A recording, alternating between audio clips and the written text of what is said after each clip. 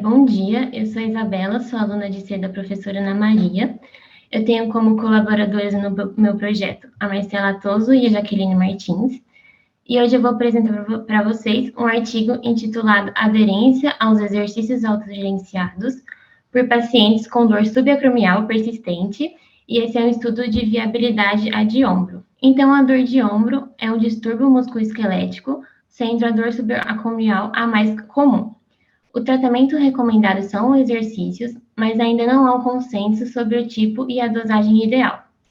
Os exercícios domiciliares, eles são considerados semelhantes aos supervisionados, e a adesão ao exercício por pacientes com dor musculoesquelética crônica apresenta melhores resultados. Em uma revisão da Cochrane, a terapia individualizada de exercícios e técnicas de autogerenciamento podem aumentar a adesão. Além disso, há evidências moderadas de que a mudança de comportamento, ela melhora a adesão. Então, essa intervenção a de ombro é uma intervenção de autocuidado personalizado para melhorar a adesão aos exercícios em pacientes com dor subacromial. Esse é um estudo de viabilidade e no futuro eles querem realizar um RCT. Então, o objetivo do estudo é avaliar a viabilidade dos procedimentos de coleta de dados e a aceitabilidade da intervenção a de ombro. Então, os critérios de inclusão são adultos com dor no ombro localizada na parte superior do braço ou dor subacromial. E os critérios de exclusão são dor bilateral no ombro, diagnóstico de ombro congelado, pacientes que fizeram cirurgia devido a problemas no ombro, ruptura total do manguito rotador, sinais clínicos de instabilidade e síndrome cervical, artrite da articulação acromioclavicular e patologias sistêmicas. Então, a intervenção a de ombro consiste de 1 a 5 sessões de atendimento individual ao longo das 12 semanas. Nessas sessões serão passados apenas mecanismos de autogerenciamento. O programa de exercícios domiciliares consiste de 1 a 3 exercícios, 3 vezes por semana durante as 12 semanas. O artigo traz que o ponto-chave da intervenção é direcionar a autoeficácia. Então, segundo o Bandura, a autoeficácia percebida pela pessoa é pensada para mediar mudanças de comportamento, que nesse caso está relacionado com a adesão aos exercícios da cartilha de exercício, os exercícios domiciliares. Além disso, eles utilizaram algumas técnicas de mudança de comportamento, como apoio social, o estabelecimento de metas, para aumentar a adesão aos exercícios domiciliares. E eles utilizaram ainda 5 habilidades básicas de autogerenciamentos sugeridas por Lauren e Roman. Então, a primeira habilidade é a resolução de problemas. Então, o fisioterapeuta vai envolver o paciente para que ele mantenha o nível de adesão aos exercícios.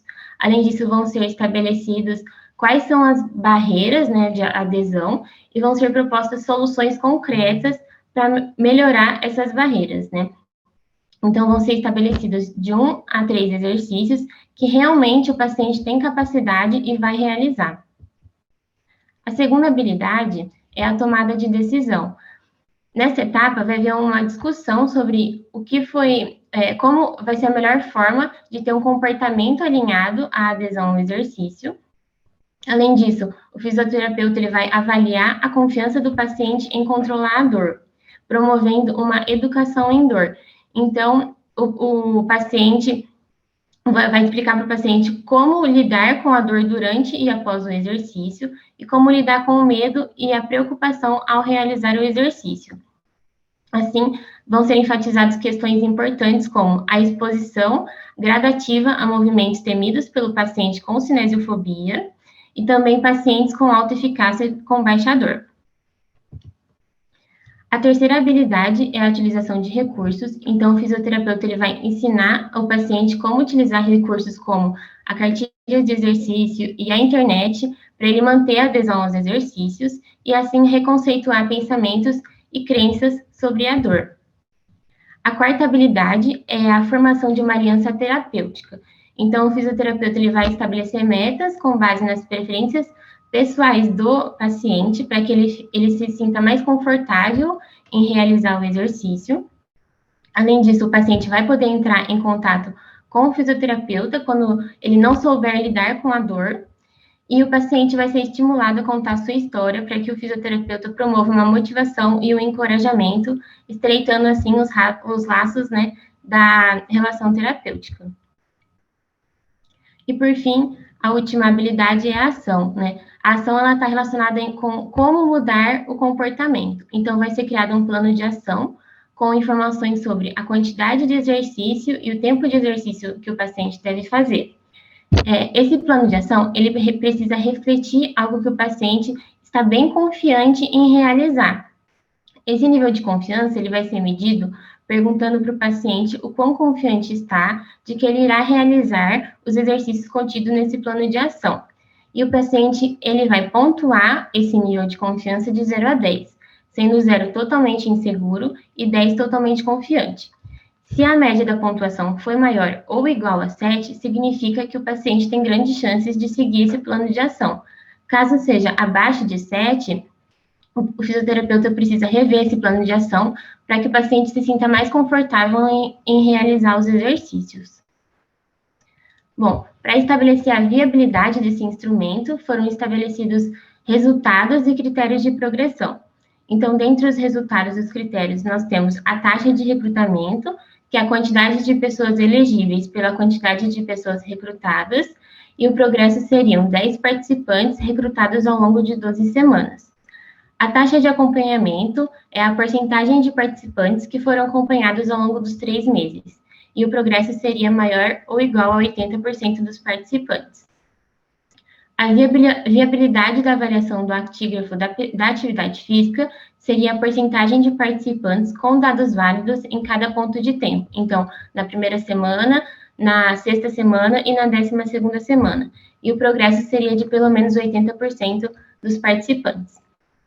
A adesão aos exercícios autogerenciados precisaria ter um progresso de 80% dos participantes aderindo a pelo menos 80% dos programas de exercício. A fidelidade da entrega da intervenção. Então, todos os fisioterapeutas deveriam entregar o livro de registro e os eventos adversos seriam medidos através de um questionário de autorrelato, tendo um progresso máximo de 30%. E o procedimento de coleta de dados, na qual os dados dos resultados de autorrelato teriam relação aos dados ausentes e padrão de pontuação da linha de base. Então, qualquer resultado que fosse abaixo ou acima dessas taxas de progressão vão sugerir para os autores que modificações devem ser feitas para que eles realizassem o futuro RCT deles, né? Então, foi aplicado um questionário autorreferido na primeira e na 12ª semana, e os questionários de autoeficácia da dor de 2 itens e escala numérica de avaliação da dor e autoeficácia foi enviado por SMS ao longo da pesquisa.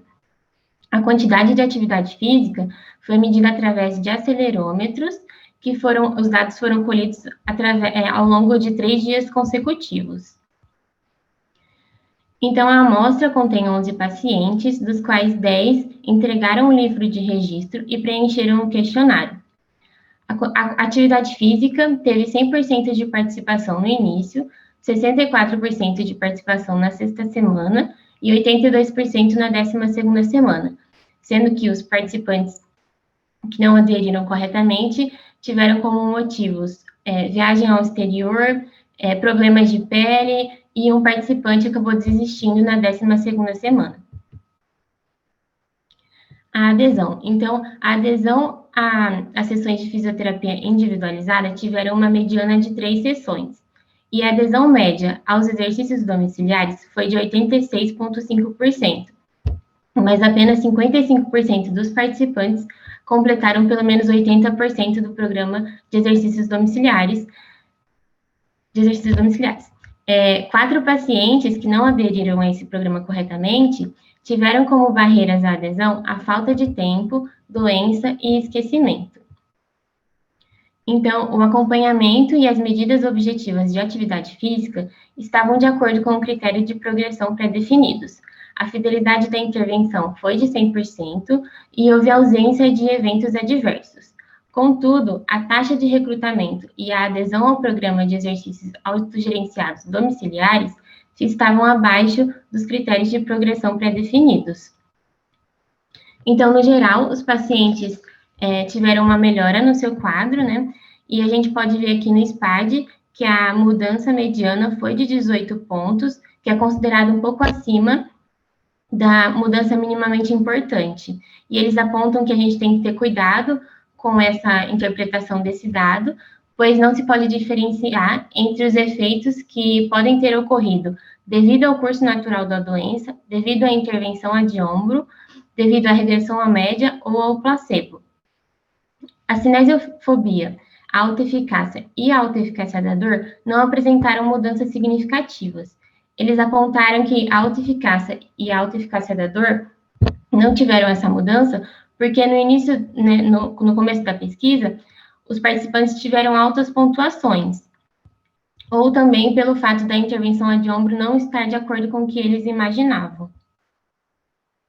Então, os pontos fortes da pesquisa foram as referências recomendadas para avaliar a viabilidade e aceitabilidade do ensaio, as medidas repetidas de construtos de resultados centrais e as medidas de resultados relatados pelo paciente no início e na 12ª semana, de acordo com o domínio central sugerido pelo grupo Omeracti. As limitações foram o número reduzido de participantes, pois foi difícil determinar se as taxas estimadas de viabilidade representam a população-alvo. Além disso, a incapacidade de medir a adesão ao exercício em casa de forma objetiva, porque eles utilizaram o autorrelato, então provavelmente algumas questões podem estar superestimadas. Não houve inclusão de uma entrevista qualitativa, então eles não conseguiram explorar de fato quais foram as barreiras e os facilitadores. O tempo de avaliação, ele foi menor que 12 meses, que é o recomendado para um RCT, então, às vezes, alguns resultados podem estar otimistas, e a fidelidade foi limitada porque eles utilizaram apenas anotações dos fisioterapeutas. Então, a viabilidade de recrutamento e a adesão ao programa de exercícios autogerenciados estavam abaixo do nível previsto. As medidas de dados de atividade física, os métodos de acompanhamento, a fidelidade dos fisioterapeutas à intervenção e os eventos adversos estavam aceitáveis de acordo com os critérios de progressão. Aqui eu trouxe para vocês darem uma olhada a tabela de exercícios domiciliares da intervenção. Vocês podem reparar que eles utilizam muito mais exercícios de fortalecimento, né, do que de alongamento e tal. Então, na pesquisa, eles apontam que medidas adicionais devem ser feitas para melhorar a adesão aos exercícios domiciliares. E eles apontam como uma sugestão fazer uma pesquisa sobre as barreiras e os facilitadores. E é isso que a gente vai fazer no nosso projeto. E é isso, muito obrigada.